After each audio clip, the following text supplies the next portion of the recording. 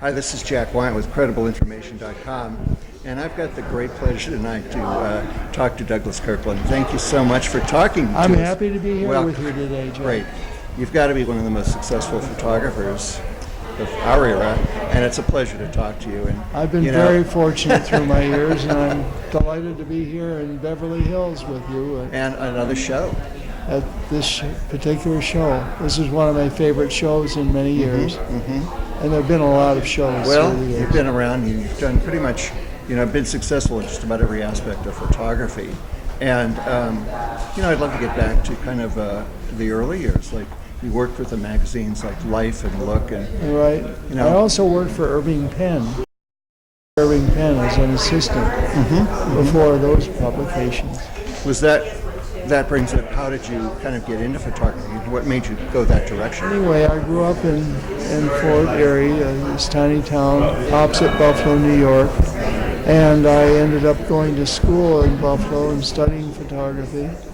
And it was meant to happen. Yeah. And I started taking portraits for the local studio in my small town of 7,000 people called Fort Erie. And that was the beginning of my career.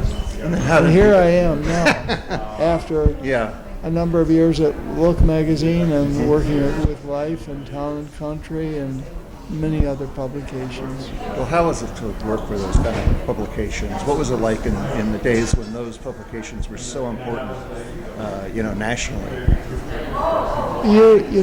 Truthfully, Jack, you felt if you were working for those people, you had made it, and that was what was significant. Yeah. And it felt good, and you had a pride in what you did. And we had great possibilities because Life and Look printed 8 million copies every week. And 8 million copies, just imagine, you'd take a picture, 8 million people would see it. Yeah, it really was a cultural force in the country at that time. Yeah, and how did it really become that you were so successful with portraits of celebrities and personalities? How did that kind of work out for you? The way it happened was I managed to get a job with Look magazine, and I was in the right place at the right time because they needed a photographer to come here to LA from New York, where I was based, and I came out here, and one of the first people I photographed was Bridget Bardot. Before long, it was Marilyn Monroe. Yeah, and that gave me quite a thrust. Yeah, of course. The Marilyn Monroe shots are really famous, and how did that really come about? How did you? How did you get that gig? I was a staff photographer, and it was a special issue of the magazine, and they wanted something very special to make a statement for the magazine at that time. And Marilyn was the biggest star. The year was 1961. I want to be accurate on that. And it was quite extraordinary because a new boy in the publishing world, and she had been ill, and I was the first to photograph her after almost a year where she had not been seen. And I was with her on 3 occasions. The first time was to talk about what we would do. She sat on a bed, she slapped the bed and said, "Sit here," because I don't have chairs for everybody, and I had 2 colleagues with me. And so Marilyn and I sat on the edge of her bed, which was here in Los Angeles, and talked about what we would do. And then I want to tell you, this is what really happened, Jack. At a certain point, she said, "I want to be alone with this boy. I find it usually works better that way. And I don't need anything but a white silk sheet. And I need Frank Sinatra records Dom Perignon champagne, and I know it will work with him, and it did.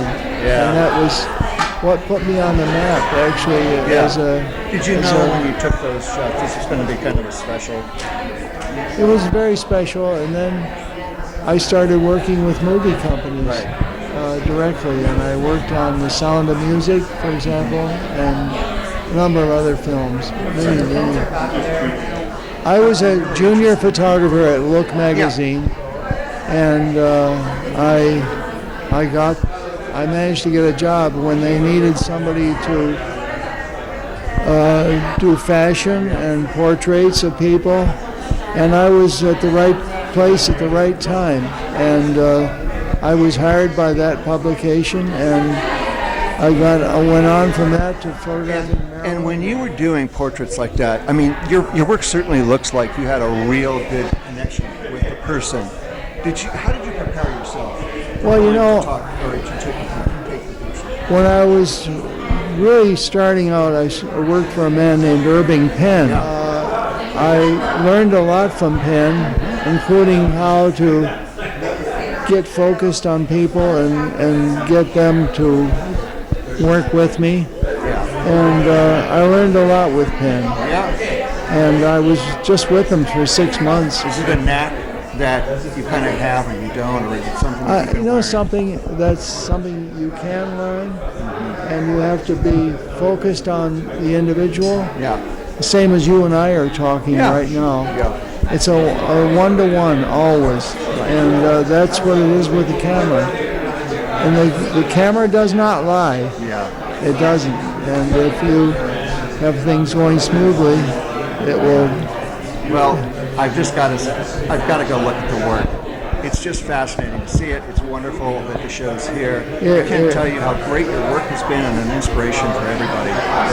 Well, I've been very fortunate because I've had and very talented. You work hard at it, I know. Arthur Rothstein and Look magazine and many others, and that made a difference and carried me to where I am today. This is the best show I've had. Well, it's beautiful. And it's been very well done. Thank you again. Okay. It's been a pleasure, a real honor to talk to you. Nice to talk with you, and I hope people come to the gallery. Me too.